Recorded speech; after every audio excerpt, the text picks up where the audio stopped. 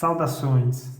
Vamos iniciar a segunda parte da aula sobre o Decreto 16.302 de 2015. Falaremos agora sobre o AVCB, Auto de Vistoria do Corpo de Bombeiros. Apesar de não ser o nome mais adequado, é o nome clássico, por isto foi mantido na nossa legislação. Então, AVCB, Auto de Vistoria do Corpo de Bombeiros. E o que é o AVCB? O documento emitido pelo Corpo de Bombeiros certificando que, durante a vistoria, a edificação possui as condições de segurança contra incêndio e pânico previstas pela legislação e constantes no processo, estabelecendo o período de revalidação. Então, veja, o AVCB não garante que durante o decurso de um ano, que é o prazo de validade dele, a edificação estará segura, a edificação possuirá as condições de segurança. O AVCB só estabelece apenas que, durante a vistoria, durante a realização da inspeção técnica in loco, a edificação possuía as condições de segurança. Durante um ano é impossível assegurar que no decurso de todo o ano a edificação continue com estas condições de segurança. Na vistoria, compete ao Corpo de Bombeiros a verificação da execução das medidas de segurança contra incêndio e pânico nas edificações, estruturas e áreas de risco, não se responsabilizando pela manutenção ou utilização indevida. Claro, o Corpo de Bombeiros não se responsabiliza pela manutenção nem pela utilização indevida.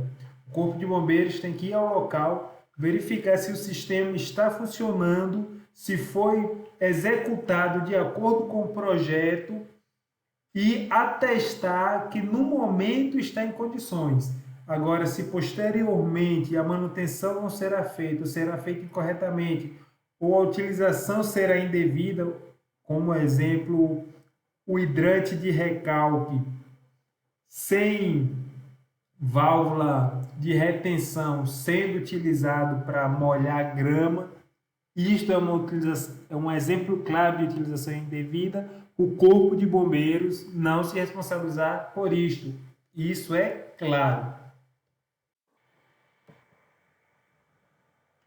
Após a emissão do AVCB, caso seja constatada alguma irregularidade na edificação, o Corpo de Bombeiros iniciará procedimento administrativo para cassar o AVCB, dado que a edificação não possui mais as condições que possuía à época da vistoria. Em relação ao prazo de validade do AVCB, ele possuirá validade por 12 meses a contar da data de expedição. A data de 12 meses, o prazo de 12 meses, é questionado em razão da capacidade do Corpo de Bombeiros, pois a capacidade é limitada em razão da quantidade de edificações existentes no Estado, em razão da sua larga extensão territorial. Alguns estados da federação já aumentaram o prazo de validade do AVCB para 24 meses. Ou seja, é uma forma de poder dar conta de aumentar a abrangência e número de edificações e deixar o AVCB válido em todas. E quando a vistoria será realizada? Ela será realizada de ofício, ou seja, sem necessidade de solicitação. O Corpo de Bombeiros decide realizar a vistoria em determinado local, ele pode realizar, pois a vistoria pode ser realizada de ofício, pode ser realizada por dever do ofício do Corpo de Bombeiros. Então, o Corpo de Bombeiros não necessariamente precisa de solicitação ou requisição ou determinação de algum outro órgão ou de um particular para realizar a vistoria, pois o Corpo de Bombeiros pode realizar essa vistoria de ofício. Além disso, a vistoria pode ser realizada, claro, mediante solicitação, tanto do proprietário, como do responsável pelo uso, como do responsável técnico, ou mediante solicitação de alguma autoridade competente. Exemplo clássico que acontece muito é o Ministério Público requisitando vistorias. A vistoria deverá ser realizada mediante solicitação do Ministério Público. E, além disso, caso haja denúncias no Corpo de Bombeiros, o próprio Corpo de Bombeiros deve realizar uma vistoria para verificar a veracidade dessas denúncias. Além disso, o decreto prevê tratamento diferenciado para as microempresas, empresas de pequeno porte e para o microempreendedor individual, o MEI. A disposição do decreto é a seguinte: as microempresas, as empresas de pequeno porte, os microempreendedores individuais inscritos no cadastro de contribuintes do ICMS do Estado da Bahia submetem-se ao processo simplificado de segurança contra incêndio e pânico, visando a celeridade na tramitação do processo. Vejam que o decreto nos trouxe um procedimento simplificado em razão do porte da empresa. Entretanto, a instrução técnica que trata sobre procedimento simplificado, sobre processo simplificado, não utiliza como critério o porte da empresa.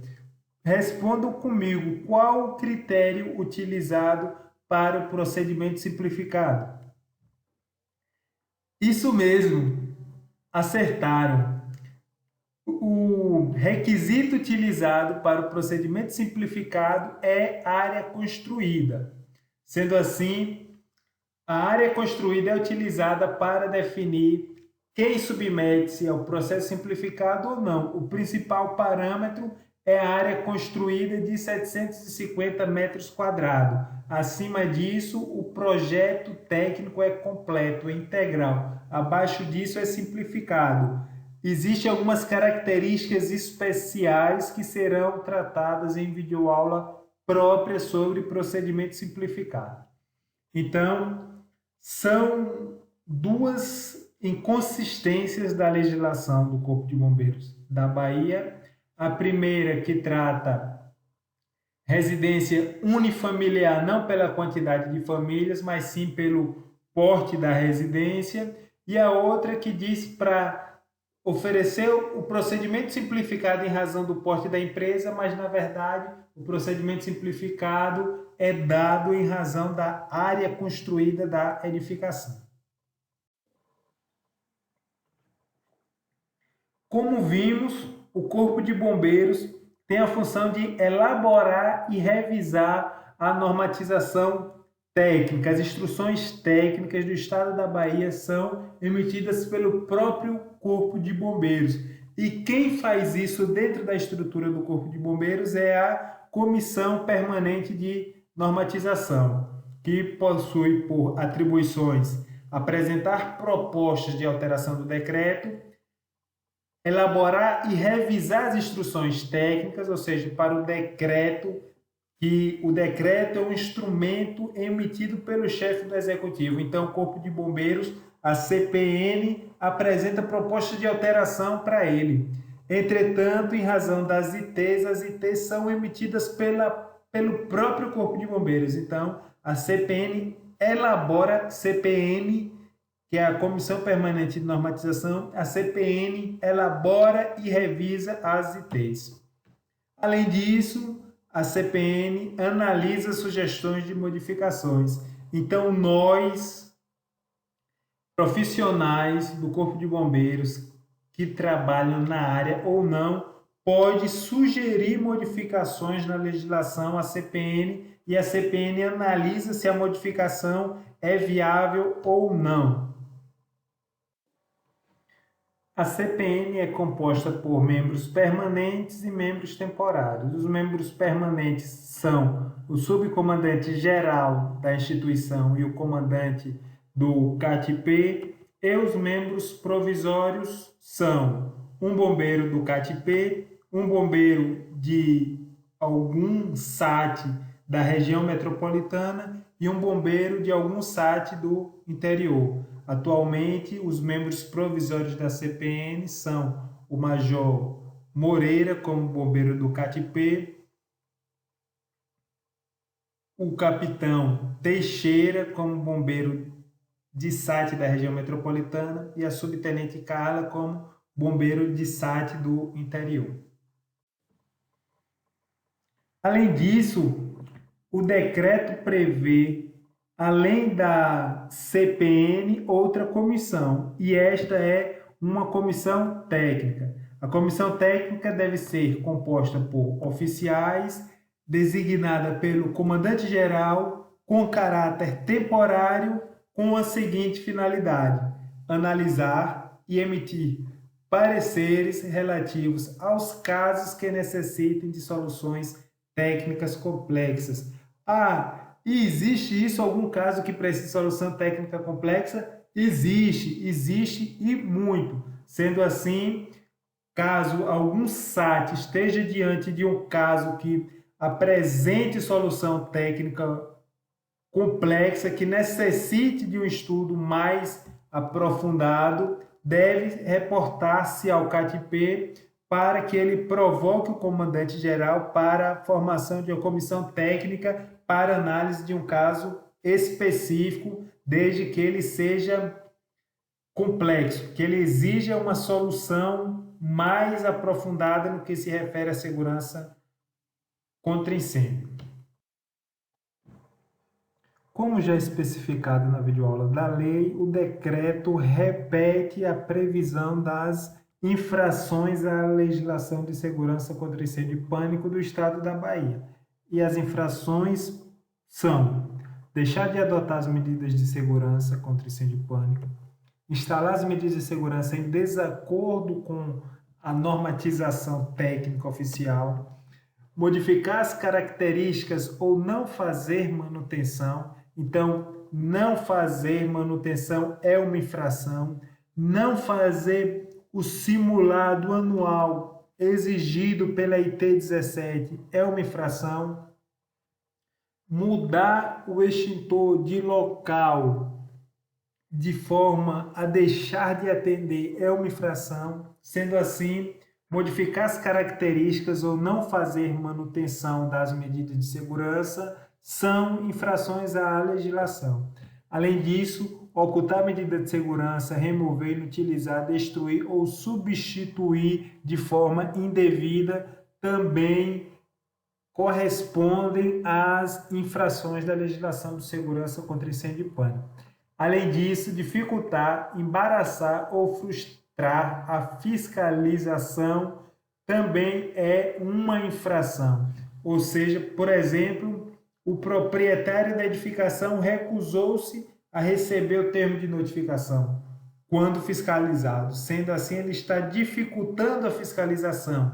Então, ele recebe o processo administrativo de fiscalização, processo administrativo infracional será aberto contra ele, e além das infrações que porventura ele já tenha cometido, será acumulado com outro tipo de infração, que é esta de dificultar, embaraçar ou frustrar a fiscalização. Agora falamos de fiscalização e das infrações, falaremos sobre o auto de infração. Quem pode lavrar? Os bombeiros militares credenciados para as atividades técnicas. Hoje, entende-se que bombeiro militar credenciado para atividade técnica no âmbito do CBMBA é aquele bombeiro que faz parte do CATP ou de um SAT.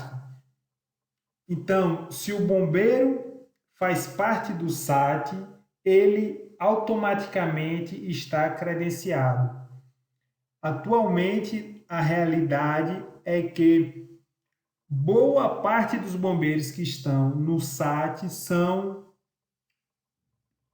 possuem cursos na área e grande parte possuem graduações relacionadas, são graduações de engenharia, de arquitetura, então de direito. Então, a maioria dos bombeiros hoje, na nossa realidade, eles são graduados em cursos específicos relacionados à área de segurança contra incêndio e também possuem cursos internos de segurança contra incêndio.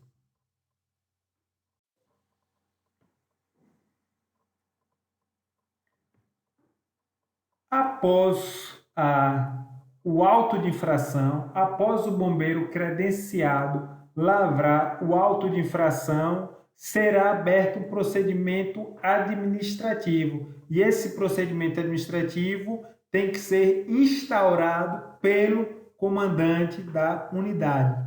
Mas teremos uma videoaula específica também sobre o processo administrativo infracional. Previstas as infrações, é evidente que elas só serão evitadas caso a cada infração corresponda uma penalidade. Então, o decreto, assim como a lei, previu penalidades. E as penalidades são advertência escrita, multa, o bombeiro pode sim multar, o bombeiro pode interditar, o bombeiro pode cassar o AVCB e o bombeiro pode embargar, seja de forma total ou parcial, seja de forma temporária ou definitiva. Então, a advertência escrita será aplicada quando constatado na primeira vistoria o descumprimento de requisitos da legislação e na advertência deve ser estipulado prazo para cumprimento destas exigências. Já a multa será aplicada quando descumprir-se as exigências no prazo dado pela advertência. E os valores das multas serão os seguintes, que constam na tabela 8 do decreto. O valor da multa vai depender de alguns requisitos, de algumas características. O primeiro requisito, o primeiro fator a influenciar o valor da multa é o tipo de infração cometida. Se não instalou as medidas de segurança, como já vimos, é uma infração. Se não fez manutenção, é outra infração. Se dificultou, embaraçou a fiscalização, é outra infração. O valor da multa também levará em consideração a carga de incêndio, como já tivemos uma videoaula específica sobre carga de incêndio. O valor da multa dependerá da área construída e, além disso, o valor da multa irá sofrer variações em razão da altura da edificação. Então, esses são os valores das multas. Nós podemos perceber nesta tabela 8 do decreto, os fatores que interferem nos valores das multas. E a multa pode ir de R$ 400 até R$ 1.600. Tabela 8. O que temos que falar sobre a multa é que a primeira multa será aplicada quando, findado o prazo estabelecido na advertência escrita, as exigências não tenham sido cumpridas. E pode haver uma segunda multa. Esta ocorrerá quando não se verificar o cumprimento das exigências apresentadas ou não ocorrer o pagamento da primeira multa e terá valores correspondentes ao dobro da primeira multa. Estas multas são previsões do decreto e eu trago aqui como previsões do decreto, mas o assunto será aprofundado na aula sobre fiscalização. O embargo da obra será efetuado quando constatada a não conformidade da construção, reforma ou ampliação com as normas de segurança contra incêndio e pânico. Já sabemos que o embargo é utilizado para obras. Tanto o embargo como interdição é a paralisação das atividades total ou parcial de forma temporária definitiva. A diferença é que o embargo é utilizado para obras e interdição para o restante, estabelecimentos, equipamentos, máquinas, tudo isto é interditado, mas obras são embargadas. E entende-se que as obras são construções, reformas ou ampliações.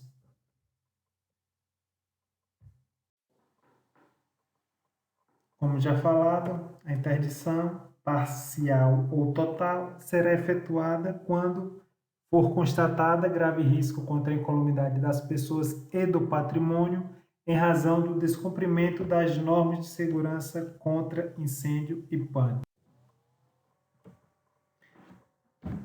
Em relação à cassação do AVCB, este ocorrerá após a imposição da multa quando for constatado no processo administrativo que o infrator agiu com dolo e que o ato ocasionou grave risco à incolumidade das pessoas ou do patrimônio.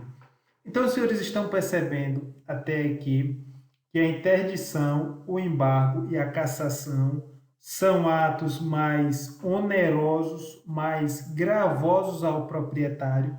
Paralisar as atividades de uma empresa é um ato gravoso, então esses atos devem ser aplicados quando haja grave risco à incolumidade das pessoas ou do patrimônio. E no caso da interdição e do embargo, o risco, além de grave, tem que ser iminente, ou seja, ele deve estar prestes a acontecer, ele deve poder acontecer a qualquer momento, sendo assim, ele é iminente. Então, a interdição e o embargo, risco grave iminente, e a cassação do AVCB quando houver risco e o infrator tem agido com dolo após a imposição da penalidade de multa. Ou então, quando ficar caracterizado o descumprimento das determinações do Corpo de Bombeiros Militar da Bahia. Como toda aplicação de penalidades, ou na esfera judicial ou na esfera administrativa, da aplicação das penalidades cabe recurso.